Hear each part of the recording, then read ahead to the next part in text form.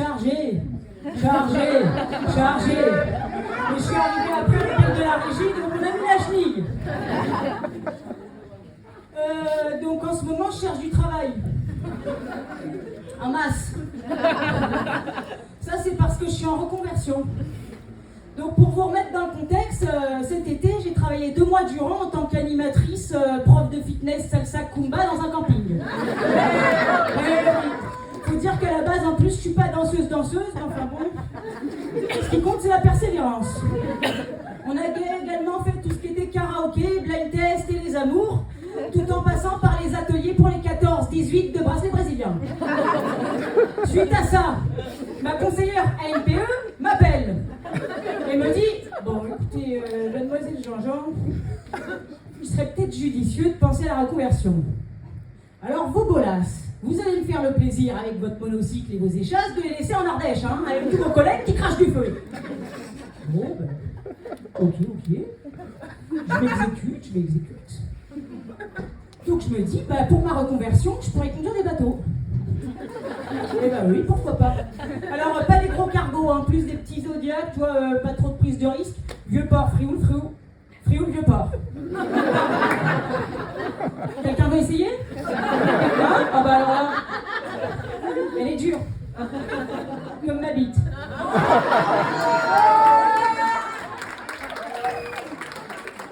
Je sais pas pourquoi je veux faire du bateau, j'ai le mal de mer. Et je suis aputophobique. Vous savez ce que ça veut dire? Bah, je vais vous le dire. Alors l'aputophobie, c'est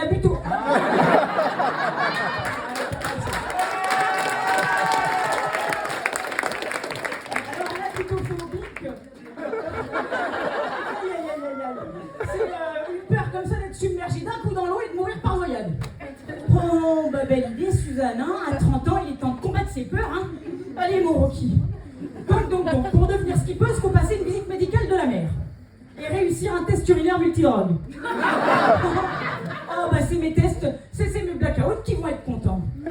Qu'est-ce qui s'est passé à cet after? Il n'y aurait pas une petite traçonnette qui se serait perdue dans le museau? Je pense bien. Donc, avant de prendre le large, je me suis dit qu'il fallait voir large. Un mois d'abstinence avant les tests, c'est pas trop. Ça s'est pas passé comme ça. Évidemment que ça s'est pas passé comme ça. Un mois avant, je suis invitée à un mariage. À Berlin. Oh, bah, je pense que pour mes tests, il aurait peut-être été préférable que je sois invitée dans le Lot-et-Garonne. Mais enfin bon, j'y vais. Je me souviens à peine de la couleur du mariage. Oh, bah j'imagine que c'était blanc, non? J'ai oublié ma tenue. Je sais même pas s'ils se sont dit oui. Je suis partie en after. 72 heures toute seule. Oh, bah elle est belle l'autonomie. Chapeau mon Rocky. Et j'ai retrouvé ça dans mon téléphone pendant l'after.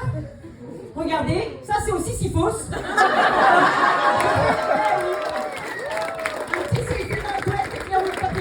fait toujours plaisir de prendre des souvenirs.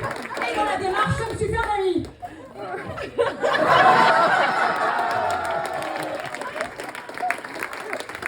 Je trouve qu'il a l'air très sympa. J'ai pas de prénom ni les dialogues, mais enfin c'est pas bien grave. On a un peu la mâchoire en diagonale, on sait pas si c'est kétamine ou cocaïne. On dira rien. En rentrant de Berlin, donc, et là je suis avec une fille, ça c'est parce que je suis lesbienne.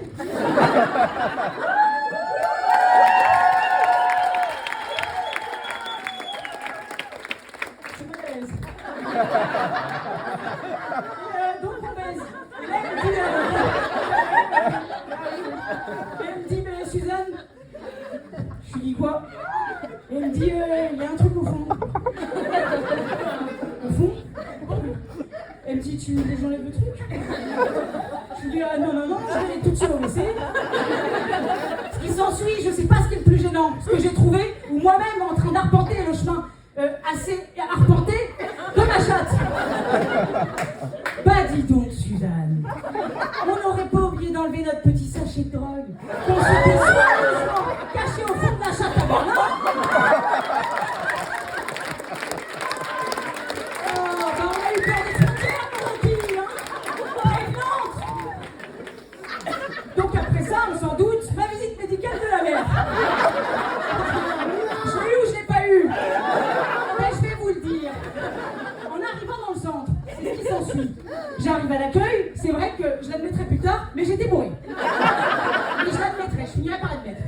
Donc la dame de l'accueil m'accueille, c'est son poste à ce qui paraît. Et elle me dit, bon bah mademoiselle Jean-Jean, j'espère que vous avez envie d'uriner parce que c'est maintenant dans les toilettes. Oh là là là là là là. Jusqu'à ce moment-là, j'avais envie, mais là tu m'as coupé toute envie, même l'envie de vivre. Une prison, donc je vais dans la salle d'attente, je commence à boire, tu vois, les petites fontaines cristallines, un gobelet, 2 gobelets, 4 gobelets, 5 gobelets, je m'arrête là. À ce moment-là, moi je m'arrête là. Il y a son collègue qui vient, je pense que c'est son cousin dans la prison. Mademoiselle Jean-Jean, vous venez faire les tests. Bien sûr, bien sûr. Voilà, on se doute du chemin un petit peu sinueux. Et là, on commence par le test de vision. Je suis bourré. Je vois rien. Dites des lettres. Bon, enfin, A, B, C. Je sors même des chiffres. Ah, mais il n'y a pas de chiffres, mademoiselle Jean-Jean. Et en plus, il est pédant. D'accord, très bien. Il dit, mettez vos lunettes. Je dis, d'accord, je mets les lunettes. Même avec les lunettes, je vois rien. Je suis bourré. Enfin bon. Ensuite, on passe à l'autre test, le test auditif. Et alors là, il m'explique, j'écoute rien. Je vais dans la petite cabine, j'entends rien. Je n'entends rien. Donc j'appuie sur le petit bitoyo, je fais des sons, une petite chanson. Mais quand est-ce que je sors de la cabine vu que j'entends rien? Je suis censée sortir quand j'entends plus rien. Mais j'entends rien. Je sors quand de la cabine? Je sors pas. Il vient me chercher, ben enfin mademoiselle Jean-Jean, bah oui mais j'entends rien. Je commence un petit peu à sortir de mes gonds. Et ensuite je vais dans la salle d'attente. 5 verres d'eau, 10 verres d'eau, 15 verres d'eau, 20 verres d'eau. Ben qu'est-ce qui se passe? Je vomis. Ah bah bien sûr, je vomis, hein, je vomis. Et pas dans les toilettes, devant les toilettes. Comme ça, il y a tout le monde dans le centre. Je suis en pleurs, j'aime pas vomir, pourtant je suis alcoolique. Bon, enfin bon. Et là, le monsieur vient et dit, qu'est-ce que vous faites, mademoiselle Jean-Jean? Vous avez bu trop d'eau? Bah oui, j'ai bu trop d'eau. Oh, ça m'agace. Moi, à peine de mauvaise foi, je le regarde plus, je fais ma couille, trouve-moi l'attente. Je dis, je m'en vais, de toute façon, je peux pas uriner, vous me faites paniquer. Mais ce qu'il faut savoir, c'est que j'arrive pas à uriner, j'ai envie de chier, j'ai plus trop de popper, ça va. Ça n'ira jamais. Je m'en vais.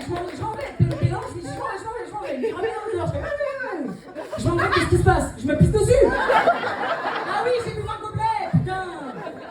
Je me retiens pendant 2 heures, c'est terrible. Je reviens dans le centre, je rencontre le médecin me dit, bon alors là, pour les tests, alors la vision, bah vous êtes borgne.